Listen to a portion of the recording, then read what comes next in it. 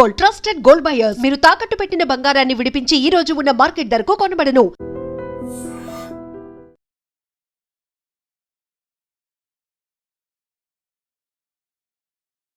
నమస్తే, welcome to I dream. నా అన్వేషణ. ఈయన గురించి అసలు రకరకాలుగా ఎన్ని మాట్లాడాలనో, ఎన్ని వార్తలు రావాలనో అన్ని వార్తలు వస్తూనే ఉన్నాయి. యాక్చువల్లీ ఆయన ఇక ఛానల్ బ్యాన్ అయిపోతుందని, ఫాలోవర్స్ 0 అవుతారని, అసలు ఆ ఛానల్ ఎందుకు చూడాలని, అన్ఫాలో కొట్టేయండి అని, ఆయన ఏం కంటెంట్ ఇస్తున్నాడు అని, ఇక అసలు ఎన్ని రకాలు మాట్లాడాలనో అన్ని రకాలు మాట్లాడుతున్నారు. చాలామంది నెగిటివే కామెంట్ చేస్తున్నారు ఆయన గురించి. అట్లాగే అన్ఫాలో కూడా చాలామంది అయినరు. అయినా సరే ఎక్కడ కూడా తగ్గుతలేడు అన్వేష్. ఎందుకు? ఆ కాన్ఫిడెన్స్ ఏంటిది? అండ్ కేసెస్ కూడా పెద్ద ఎత్తున ఆయన మీద కేసులు కూడా నమోదైనాయి. కేసులు అనగానే ఫస్ట్ మనకు గుర్తొచ్చేది లాయర్స్. అసలు ఎవరు వాదిస్తున్నారు ఏంది అన్నప్పుడు ఇక్కడి అడ్వకేటే ఉన్నారు. గతంలో కూడా మనం చాలా టైమ్స్ ఆయనతో మాట్లాడినాం, ఎన్నో ఇంటర్వ్యూస్ చేసినాం.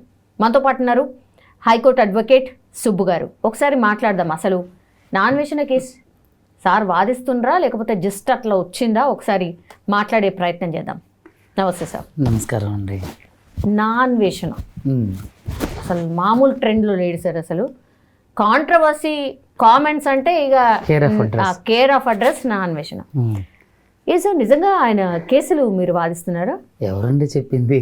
మనం ఇంతకుముందు కూడా గతంలో చాలా విషయాల గురించి, జనరలైజ్డ్ టాపిక్ గురించి మాట్లాడాం. వాళ్ళందరి కేసులు మనం చేసాం. కాకపోతే ఏంటంటే ఒక సెక్యులర్ కంట్రీలో ఉన్న వ్యక్తిగా తను కొన్ని సెక్యులర్ భావజాలాన్ని వ్యక్తపరుస్తున్న కారణం చేత జనరలైజ్డ్ టాపిక్గానే మాట్లాడుతున్నాం తప్ప అతని కేసు నేనేం వాదించట్లేదు. అసలు నా అన్వేషణ అనే వ్యక్తి నాకు అంటే అంత ఆయనకి నాకు మొక్కు పరిచయం లేదు. జస్ట్ నార్మల్గా అందరికిలాగే ఇంటర్వ్యూలో ఎలా చూస్తాం అట్లా జస్ట్ ఎప్పుడన్నా ఖాళీగా ఉన్నప్పుడు మొబైల్ ఇలా కెలుకుతున్నప్పుడు కనిపిస్తే తప్ప అతనితో నాకు డైరెక్ట్గానే ప్రత్యక్షంగా పరోక్షంగా పరిచయం లేదు. ఆయన ఎపిసోడ్ స్టార్ట్ అయ్యి ఒక వారం 10 రోజులు అవుతుంది సార్. ఫస్ట్ వీడియో చూసిండ్రా సార్? ఆయన వీడియో చూసిన తర్వాత ఫస్ట్ రియాక్షన్ మీకు ఏమనిపించింది సార్? ఫస్ట్ ఆయన ఏంటంటే కొంచెం నోటుగా అంటే బూతులు యూజ్ చేస్తారు. ఫస్ట్ ఆఫ్ ఆల్ వ్యంగ్యాస్త్రాలు వదులుతారు. సో దట్స్ ప్రతి ఒక్కరికి అలాంటి బూతులు మాట్లాడే అలవాటు పరిపాటిగానే ఉంటుంది. అందులోనూ ఆంధ్ర వాళ్ళకి అది కొంచెం చరసోక్తులు, చలోక్తులు, సరసోక్తులు వదులుతుంటారు. సో అందులో భాగంగానే ఆయన మాట్లాడుతున్నారు. వాస్తవానికి ఏంటంటే తను అలా మాట్లాడితేనే ఎక్కువ మంది తన్ని ఇష్టపడుతున్నారు. ఏంటంటే చూడండి, ఇప్పుడు మీరు త్యాగరాజ గాన సభ ఉంది సార్. బూతులు మాట్లాడితే ఇష్టపడడం ఏంటి సార్? ఇప్పుడున్న ట్రెండ్ అదేనండి. మీకు అర్థం అవ్వట్లేదు. ఇప్పుడు త్యాగరాజ గాన సభ ఉంది. ఇప్పుడున్న యూత్లో ఎంతమందికి త్యాగరాజ గాన సభలో ప్రతి వారం హరిశ్చంద్ర నాటకాలని, భరతనాట్య ప్రదర్శనలని, చాలామంది చిన్న చిన్న పిల్లలు కూచిపూడి భరతనాట్యం చేసుకునే వాళ్ళు ఆరంగేటం చేస్తుంటారు. ఎంతమందికి తెలుసు అసలు భరతనాట్యం గురించి, త్యాగరాజ గాన సభ గురించి? అదే మీరు వచ్చే నెలలో పలానా తారీఖు ఏ సినిమా రిలీజ్ అవుతుందో చెప్పమంటే వీళ్ళు టక్మని చెప్పేస్తారు. అంటే యూత్కి, ఇప్పుడున్న యూత్కి, కంప్యూటరైజ్డ్ కాలంలో ఉన్నటువంటి ఇప్పుడున్న యూత్కి కావాల్సింది ఏంటంటే ఎంటర్టైన్మెంట్. అది బూతులతో కూడుకున్నదా, అడల్టరీ కంటెంట్ ఉన్నదా, లేదంటే వల్గారిటీ ఉన్నదా, దాన్ని ఎక్కువ ఇష్టపడతారు. ఎందుకంటే మోస్ట్ ప్రాబబ్లీ యూత్ అంతా కూడా ఏంటంటే ఇప్పుడున్నటువంటి ప్రస్తుత సమాజంలో వాళ్ళు వ్యంగ్యాస్త్రాలు, వ్యంగ్యంగా డబుల్ మీనింగ్ డైలాగులు, తర్వాత ఇంకా రకరకాల అర్థాలు వచ్చే మాటలను మాత్రమే ఎక్కువ యూజ్ చేస్తుంటారు యూత్. మోస్ట్ ప్రాబబ్లీ అంటే యూత్ అంటే మీకు తెలుసు 13 సంవత్సరాల నుంచి దాదాపుగా 45 సంవత్సరాల లోపు వాళ్ళంతా యూత్గానే పరిగణించబడతారు. కాబట్టి వాళ్ళందరూ వీటిని ఇష్టపడతారు. ఏంటంటే ఆ బూతులు మాట్లాడని వాళ్ళు కూడా బూతులు మాట్లాడే వాళ్ళు కంటెంట్లో ఎక్కువ ఇష్టపడతారు. సో అందులో భాగంగానే అతను నాకు తెలిసినంత వరకు నా అన్వేషణ అనే వ్యక్తి ఆ కంటెంట్ అలా మాట్లాడడం ద్వారాగే ఎక్కువ ఫేమస్ అయ్యారు. మీరు చూసుకుంటే చాలా సినిమాల్లో లేదంటే కాబట్టి అన్ఫాలోవర్ అయినరా సార్? అంత మంది మాట్లాడడానికి కారణమైనరు, అన్ఫాలో అవుతున్నారు. ఒకటి ఏంటంటే నాకు తెలిసినంత వరకు నాన్ వేషణ మాట్లాడే అన్నీ కూడా చాలా వరకు నిజాలే ఉంటాయి. చాలా వరకు పాయింట్ టు పాయింటే మాట్లాడతారు. ఇప్పుడు ఈ పర్టికులర్ ఇష్యూలో ఏదైతే ఉందో ఈ సీతాదేవి గారి గురించి, ద్రౌపది గారి గురించి, అంటే చరిత్రలో చెప్పబడినటువంటి ఈ వ్యక్తుల గురించి ఆయన మాట్లాడినది సందర్భం తప్పు కాదు, అర్థం తప్పు కాదు, అతను వ్యక్తపరచడం తెలియలేదు. అతను తన తర్వాత కూడా కొన్ని ఇంటర్వ్యూలు అంటే వీడియోస్లో క్లారిఫికేషన్ ఇచ్చిండు. అంటే సీతాదేవిని చెరపట్టినట్టు అనేవన్నీ అనేసి ఆ తర్వాత క్లారిఫికేషన్ ఇవ్వచ్చా సార్? పోనీ అదన్నా డిలీట్ చేసిండా సార్? ఆ వీడియో డిలీట్ కూడా చేయలేదు. అంటే నేనేమంటున్నానంటే ఇప్పుడు ఉన్నటువంటి సమాజంలో రకరకాల వ్యక్తులు ఉన్నారు, రకరకాల మనస్తత్వాలు ఉన్నాయి, పరివిధాలైనటువంటి భాషలు ఉన్నాయి, రకరకాల మనస్తత్వాలు, మనోభావాలు, సెల్ఫ్ రెస్పెక్ట్, ఇట్లా రకరకాలు ఉన్నాయండి. సో కొంతమందికి కొన్ని పరిపాటిగానే కొంతమంది సమాజం మీద భయం ఉంటుంది, కొంతమందికి ఏమవుతుందిలే ఇది కూడా ఒకలాంటి ట్రెండే అని అనుకునే వాళ్ళకి ఒకలా ఉంటుంది. సో మనం రెండో రకం నాన్ వెజ్. అయితే ఇక్కడ నేనేమంటానంటే తను మోస్ట్ ప్రాబబ్లీ రేపుల గురించి కానీ తర్వాత బెట్టింగ్ యాప్లు కూడా మీరు చూసుకున్నట్లయితే నాన్ వేసిన మాత్రమే బెట్టింగ్ యాప్స్ని ప్రమోషన్స్ని కానీ ప్రమోషన్ చేసిన వాళ్ళ మీద కేసులు కానీ చాలా మందిని సేవ్ చేసిండు. తెలంగాణలో ఒకే సంవత్సరంలో 1000 మంది పైగా చనిపోయారు, ఎంతోమంది బాధితులయ్యారు. సో ఎంతోమంది తమ జీవితాలు అంటే సంపాదించుకున్న కొంచెం కూడా కోల్పోయిన వాళ్ళు ఉన్నారు. ఈరోజు అన్వేష్ చేసినటువంటి ఏదైతే ఆ ఉద్యమం ఉందో అది మంచి పని. సో మరి అలాంటి మంచి పని చేసిన వ్యక్తిని ఆ రోజు హీరో అన్నప్పుడు కావాలని తిట్టలేదు, పొరపాటున అనలేదు, లేదంటే బూతు మాటలు అలాంటి కావాలని వీళ్ళని రేప్ చేశారని వాళ్ళని అది చేశారని అనలా. చెరపట్టబోయిండు అని అనబోయి రేప్ చేయండి అన్ని చెరపట్టబోయి ఇలా చనిపోయారు అనబోయి రేప్ చేయబోయారు. ఈ రేప్ అనే పదం వాడటం అక్కడ పెద్ద కాంట్రవర్సీ అయింది. ఇక్కడ ఎవరిని అతను కించపరిచినట్టు అంటే ఇప్పుడు అతని వ్యక్తీకరణ ఆ విధంగా ఉండుండొచ్చు, కానీ ఆయన భావజాలం మాత్రం అది కాదనేది నా ఉద్దేశం. ఇప్పుడు అతను చెప్పినట్టు రేపులు జరుగుతాయి అని అన్నాడు. వాస్తవానికి ఎన్సీఆర్బీ రిపోర్ట్ నేను చెప్పేది కదా, అడ్వకేట్ సుబ్బు చెప్పేది కాదు, ఎన్సీఆర్బీ రిపోర్ట్ ఉంది. ఎన్సీఆర్బీ రిపోర్ట్లో అట్రాసిటీ కేసులు ఉన్నాయి, తర్వాత రేప్ కేసులు ఉన్నాయి. దాదాపుగా 60,000కు పైగా ఒక సంవత్సరంలో అంటే ఆయా రేషియోలో అవుతున్నాయి. తర్వాత చాలామంది అట్రాసిటీస్కి గురైన వాళ్ళు ఉన్నారు. దళితుల మీద దాడులు జరిగినాయి, క్రైస్తవుల మీద దాడులు జరిగినాయి, ముస్లిం మైనారిటీస్ మీద దాడులు జరిగినాయి. మరి ఎంతమందికి న్యాయం చేశారు? అరే బిల్కిస్ బాను కేసులో రేప్ చేసినటువంటి రేపిస్టుల్ని వాళ్ళేదో గొప్ప ఘనకార్యం చేసి దేశానికి మెడల్ తెచ్చిన వాళ్ళలాగా వాళ్ళకి దండలేసి వాళ్ళని జైలు నుంచి తీసుకొచ్చినటువంటి దేశంలో ఉన్నాం మనం. నేనేమంటానంటే మానవ అక్రమ రవాణాలో భారతదేశం మొదటి ప్లేస్ ఉంది తెలుసా మీకు? విమెన్ ట్రాఫికింగ్లో, రేపుల్లో కూడా. నేనేమంటానంటే మన భారతదేశం గురించి మనం గర్వంగా చెప్పుకోవాలి. నేను భారతీయుడిని అయినందుకు నేను చాలా గర్వపడతాను. కానీ చాలామంది ఎవరైతే ఈ హిందుత్వ భావజాలం ముసుగు కప్పుకొని అనేకమైనటువంటి అరాచకాలు చేస్తున్నారో వాళ్ళని వెనకేసుకొచ్చే కోవలో ఈ కరాటే కళ్యాణి గారు, ఈ కరుణాకర్ సుగ్న, తర్వాత అతను రాధా మనోహర్ దాస్, ఇలాంటి వాళ్ళు కొంతమంది ఒక పెయిడ్ ఆర్టిస్ట్లా యాక్ట్ చేస్తున్నారని నా ఉద్దేశం. ఇప్పుడు కరాటే కళ్యాణి గారు ఇతని మీద కేసులు పెట్టి ఎఫ్ఐఆర్లు చేయించినప్పుడు మరి కరాటే కళ్యాణి గారి మీద కూడా కేసులు ఎఫ్ఐఆర్లు ఉన్నాయి. మరి ఆవిడ బ్యాంక్ అకౌంట్లు కూడా సీజ్ చేయాలి కదా, ఆవిడకి సంబంధించినటువంటి ఏదైనా ఛానల్స్ ఉంటే కూడా బ్లాక్ చేయాలి కదా. మరి కరాటే కళ్యాణి గారు నాన్ వేషణ కేసుకి దీనికి ఏం సంబంధం సార్ అసలు? ఎందుకంటే నాన్ వేషణ ఇప్పుడు ఇష్యూ వచ్చిందంటే కమ్యూనల్ ఇష్యూ. ఈ రాధా మనోహర్ దాస్ గారి మీద కూడా కమ్యూనల్ కేసులేని తనలో నాన్ వేషణ ఎట్లయితే మాట్లాడిండో అట్లా ఎవరైనా మాట్లాడిండ్రా? అది నేనేమంటానండి, నాన్ వేషణ అందుకే రియాక్షన్ ఇట్లుంది. ఏమండి, దానికంటే అసహ్యమైన పదజాలం వాడిండు.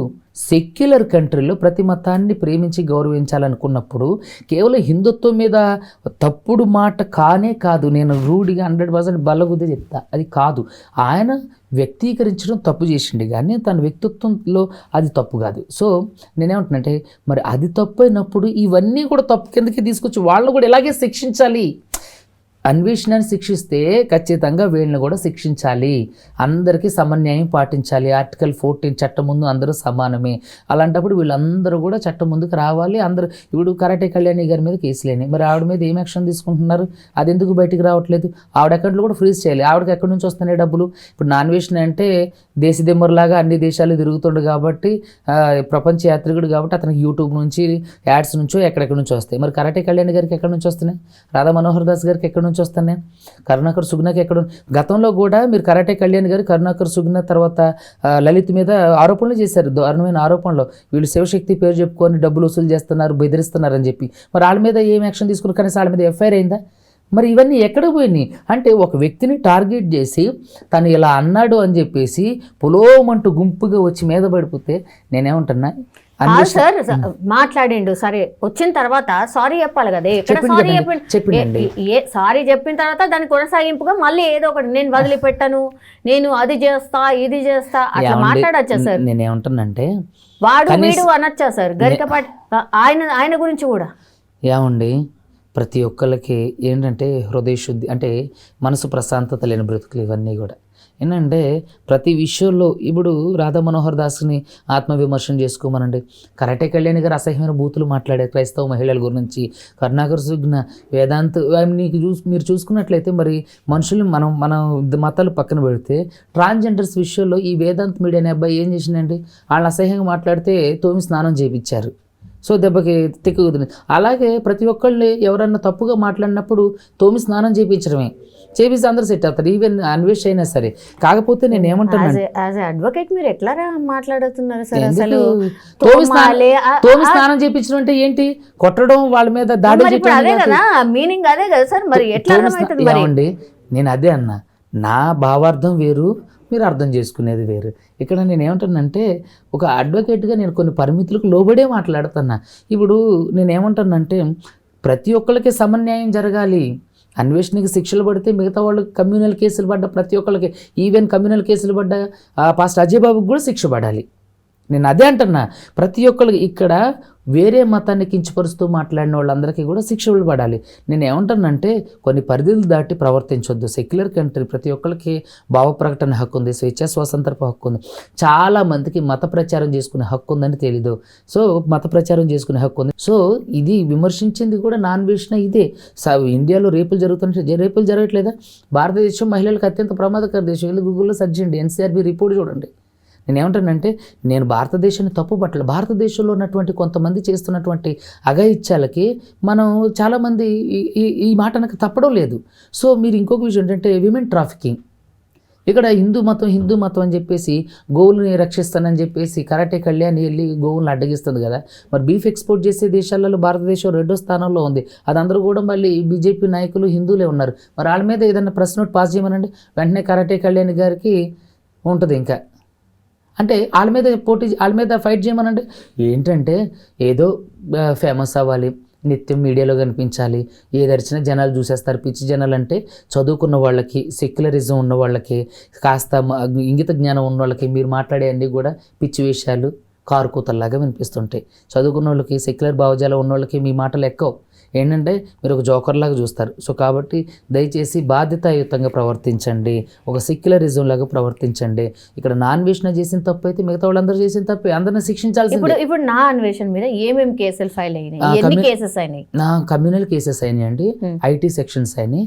దాని మీద కరాటే కళ్యాణి గారు బ్యాంకులు సీజ్ చేయమని చెప్పేసి అడిగారు. సో బ్యాంక్ సీజ్ అలా చేయరు. బ్యాంక్ సీజ్ ఎప్పుడైతుందంటే FCRA అంటే ఫారెన్ ఫండ్స్ ఉంటాయి, అవి ట్రాన్స్ఫర్ అయినప్పుడు కానీ, లేదంటే అన్ఆథరైజ్డ్ బ్యాంక్ అకౌంట్స్ నుంచి పెద్ద మొత్తంలో డబ్బు ట్రాన్స్ఫర్ అవ్వడం కానివ్వండి, లేదంటే ఇతను పెద్ద మొత్తంలో వేరే వాళ్ళకి ట్రాన్స్ఫర్ చేయడం కానివ్వండి, ఇట్లా ఇల్లీగల్గా ఏదైనా జరిగితే తప్ప బ్యాంక్ అకౌంట్లు ఫ్రీజ్ అవ్వడం ఉండదు.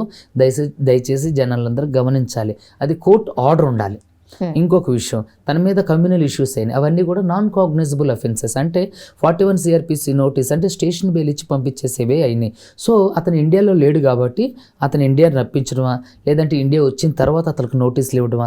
అతను ఏంటంటే నాన్ వేసిన నేను ఇండియాకి రాను అని అంటాను, కానీ ఖచ్చితంగా ఏదో ఒక రోజు ఇండియాకి రావాల్సిందే. వచ్చినప్పుడు ఖచ్చితంగా వీటన్నిటికీ సమాధానం చెప్పాల్సిందే. సో అతను పెట్టుకున్న అడ్వకేట్లు తన తరపున వాదించినా ఖచ్చితంగా పర్సనల్గా అయితే కోర్టుకి అతను అపీరెన్స్ అవ్వాల్సిందే కదా. అపీరెన్స్ అవ్వకపోతే అప్పుడు అది సీరియస్గా కోర్టులో యాక్షన్ తీసుకుంటాయి. సో ఇప్పుడైన కేసులలో నాన్ వేషణకి ఎటువంటి ఫరక్ పడదు. ఆయనని అరెస్ట్ చేస్తారు అనేది ఒకటి, బొక్కలేయడమే తర్వాయి అనేది ఇంకోటి. తర్వాత అసలు అలా ఛానలే ఉండదు, దాన్ని బ్యాన్ చేయబోతున్నారు. కేంద్ర సర్కార్ కొన్ని గైడ్ లైన్స్ ఇచ్చింది, ఆర్ వార్నింగ్ లాగా ఇచ్చింది ఇట్లాంటి ఇన్ఫ్లుయెన్సర్స్కి అనేది వార్త సార్. అది ఎంతవరకు కరెక్ట్? అంటే నాకు తెలిసినంత వరకు కేంద్ర ప్రభుత్వం గైడ్ లైన్స్ ఇచ్చింది అని అంటే ఇన్స్టాగ్రామ్కి సంబంధించినటువంటి కేంద్ర ప్రభుత్వం ఎటువంటి గైడ్ లైన్స్ లేదు. చూసినట్లయితే మీరు ఇన్స్టాగ్రామ్లో ఇప్పుడు అబ్యూజ్డ్ వీడియోస్ కూడా లీక్ చేస్తున్నారు, చాలా వరకు లింక్స్ లాగా పంపించి వాడుకుంటున్నారు. సో నేను ఏమంటానంటే నిజంగానే కేంద్ర ప్రభుత్వం చొరవ తీసుకొని ఎలాంటి కంటెంట్ల మీద, అదేవిధంగా అంటే అసభ్యకరమైనట్టు కంటెంట్ అంటే చాలా వరకు లైక్ అంటే ఆల్మోస్ట్ పోర్న్ వీడియోస్ టైప్లో ఉన్న లింక్స్ కూడా పోస్టులు చేస్తున్నారు. సో కాబట్టి వీటన్నిటి మీద నిఘా పెట్టి ఏ విధంగా అయితే టిక్టాక్ని బ్యాన్ చేశారో అలాగే మన ఇన్స్టాగ్రామ్లో కూడా కంటెంట్ లేకోకుండా అసభ్యకరమైన కంటెంట్, అది కమ్యూనల్ కంటెంట్, అది హిందుత్వాన్ని తిట్టిందైనా లేదా క్రిస్టియన్లు తిట్టిందా అలాంటి కంటెంట్ ఉన్న వాళ్ళ మీద రిస్ట్రిక్షన్ పెట్టి అసలు వాళ్ళకి అకౌంటే ఇవ్వకూడదు. చేస్తే చాలా వరకు మన సోషల్ మీడియాలో ఉన్నటువంటి యూత్ చెడిపోకుండా ఉండడానికి కారణమవుతుంది. అలాగే ఈ ఏదైతే ఇప్పుడు ఐటీ యాక్ట్ అంటే ఇన్ఫర్మేషన్ టెక్నాలజీ, అంటే ఈ ఇన్ఫర్మేషన్ టెక్నాలజీ ఐటీకి సంబంధించినటువంటి సెక్షన్స్ ఎలా అయినాయి అంటే అతను ప్రాథమిక మాధ్యమాల్లో తిట్టాడు కాబట్టి ప్రాథమిక మాధ్యమాల మీద కేసింది. సో ఇవన్నీ నాన్ కాగ్నిజబుల్ సెక్షన్స్ కాబట్టి తను అరెస్ట్ కాడు, తన బ్యాంక్ అకౌంట్లు కూడా ఫ్రీజ్ కావు. సో కాబట్టి ఇవన్నీ అవుతాయి అని చెప్పి ఏదైనా ఛానల్ చెప్పినా అది బుల్షిట్ థింగ్, అది నమ్మొద్దు. Okay, so what would be the action plan sir? ఇంత భయంకరంగా మాట్లాడిన వాళ్ళని కూడా వదిలేస్తే ఏం కాదులే ట్రెండింగ్లోకి వచ్చేస్తాంలే అని అందరు మాట్లాడితే? చూడండి, నేను అదే చెప్తున్నా. నేనేమంటున్నా, కేంద్ర ప్రభుత్వం ఒక మంచి గైడ్లైన్స్ తీసుకురావాలి. అదేవిధంగా కమ్యూనల్ ఇష్యూస్ మీద దారుణంగా మాట్లాడిన వాళ్ళని సివియర్గా పనిష్ చేయాలి. అంటే బూతులు తిట్టడం, వేరే మతాల మీద బూతులు తిట్టడం, వేరే మతాలని డైరెక్ట్గా అగౌరవపరచడం, దాడులు చేయటం లాంటి వాళ్ళు ఉంటారు చూసారా, అలాంటి వాళ్ళని విమర్శించడం అనేది ఖచ్చితంగా ప్రతి ఒక్కళ్ళ హక్కు, విమర్శించండి కానీ బూతులు తిట్టకండి. సో రాధా మనోహర్ దాస్ కూడా అసహ్యమైన బూతులు తిట్టారు. ఫస్ట్ అతను లోపల వేయాలి, అసలు బయటకు రాకూడదు అలాంటి వాళ్ళు.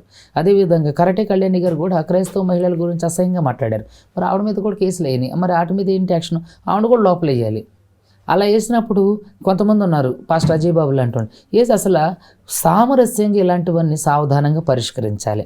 సో ఇలాంటి వాళ్ళని కొంతమందిని శిక్షిస్తే ఏంటంటే కొంతవరకు ఆగటం జరిగిపోతుంది. రెచ్చగొట్టి ప్రసంగాలు చేస్తున్నారు, అలాంటి వాటి నుంచి బయటకు వచ్చి సెక్యులర్గా బ్రతకడానికి ప్రయత్నం చేయాలి. Yes sir, thank you sir. Thank you.